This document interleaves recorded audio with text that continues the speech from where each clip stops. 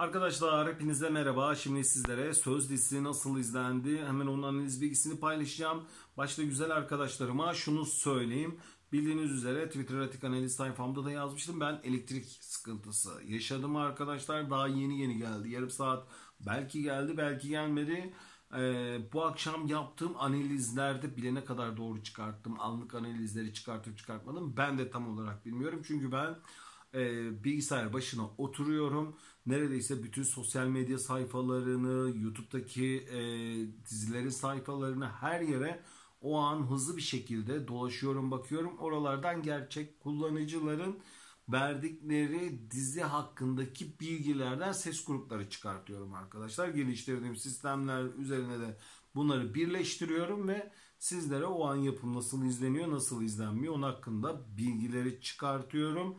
Arkadaşlarıma şöyle söyleyeyim, şu an elektriğe bile bakıyorum.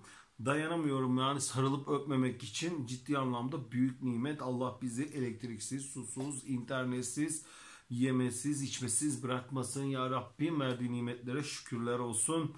Hemen söz şu an devam ediyor arkadaşlar. Ben birazdan genel analiz videosunda da paylaşacağım söz nasıl izlendi diye. Onu da izleyebilirsiniz. Hemen şöyle söyleyeyim. Arkadaşlar söz güzel başladı bende. Ama genel olarak da iyi gitti. Ama şöyle bir şey var arkadaşlar. Sözün zap yemesi son bölüme göre biraz daha yüksek.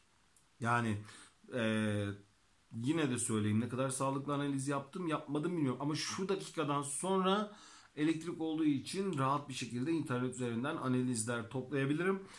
22.30'dan sonrasına göre söyleyeyim arkadaşlar. 22.30'dan sonrasında söz bende dengesiz gidiyor arkadaşlar. Zap yeme oranı ilk bölüme göre daha yüksek.